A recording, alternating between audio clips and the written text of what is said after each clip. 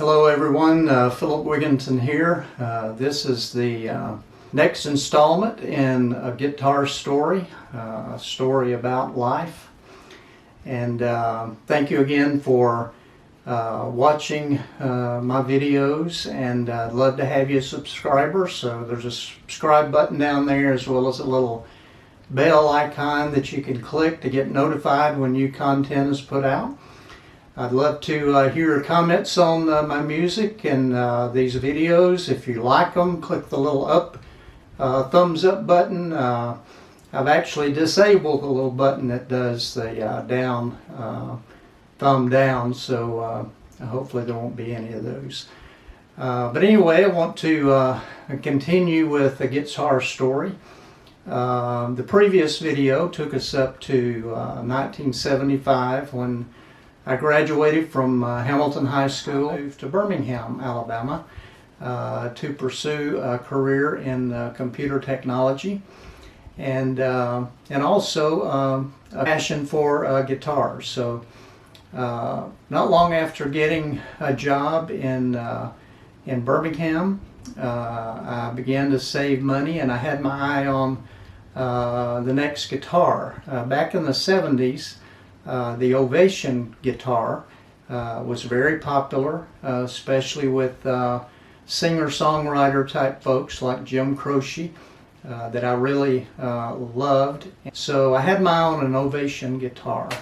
So there was a store in Roebuck, Alabama, that carried Ovation guitars, and when I had enough money saved, I went and bought an Ovation Matrix, a 1977 Ovation Matrix. And the Ovation guitars had the big oval back, and that plus this beautiful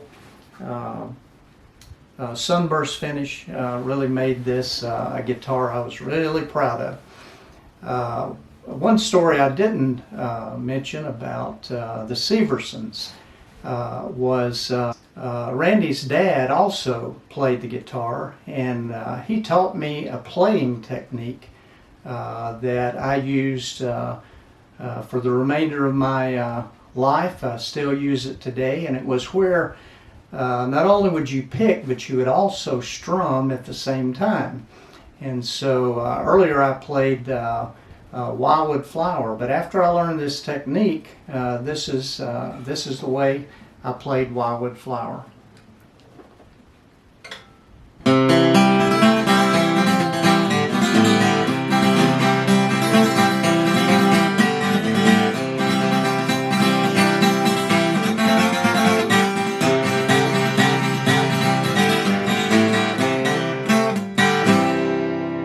So incorporating the picking and strumming technique that Mr. Severson taught me, that really helped my playing a lot over the years, because mostly I was playing by myself. So having both a picking guitar and a strumming guitar helped a lot. So anyway, thanks to Mr. Severson for that. The years between 1975 and the remainder of the 70s were extremely impactful in my life. Not only did I leave my hometown and friends to move to Birmingham, Alabama, but also had some very traumatic times in my life, the most traumatic I ever have had during that time. And one of the most important event in my life occurred on July 12th of 1979. In the years prior to that, a co-worker of mine invited me to a church. There was a former Las Vegas saxophonist that was going to be playing at this church, and she invited me to that concert. And I heard the saxophonist. He was fantastic. But something I experienced at that church were the people. So I guess it was the next Sunday, I began visiting that church. and continued to be impacted by the people. But also I began to hear a message that was preached by the pastor there.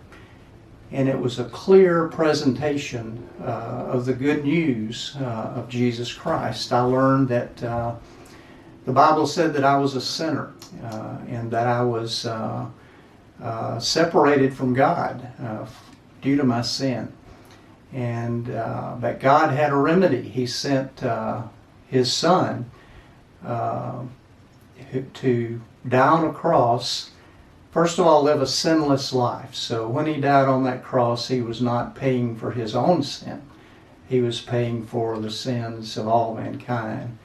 And mankind included Phillip Wiginton. And I came to that knowledge that I was a sinner and I needed to be redeemed. And so on July 12th of 1979, I became a Christ follower. I became a Christian. I became born again, as Jesus called it. And that set my life on a totally different course that is going on today and will continue for eternity. My love and quest for guitars continued. After becoming a Christian, I began to play guitar in church and sing, and also at youth groups. I began to be asked to play and sing at funerals and open in a feed stores, like Andy Griffith said. And so I began to look for the next guitar. And so continued to save my money, and this time I ordered another Ovation guitar, and I ordered it from Guitar City in Atlanta, Georgia. And I have it delivered to the place that I worked.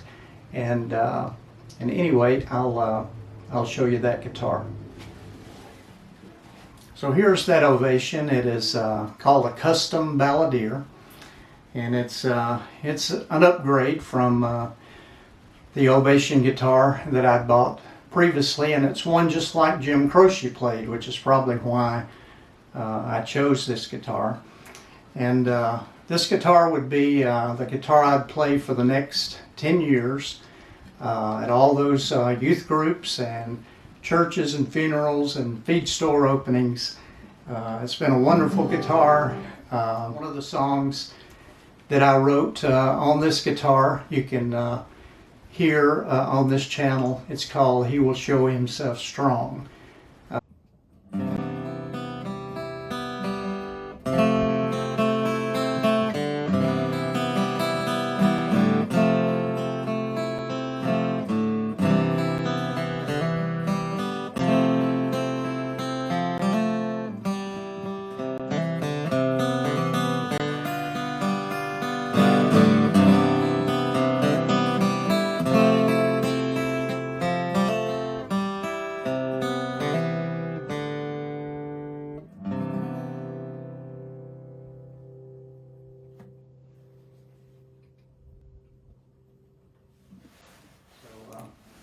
The Ovation Custom Balladeer, and this would take us so 1978 is the model of this guitar, and the next guitar comes in 1988, so we'll take a look at that guitar.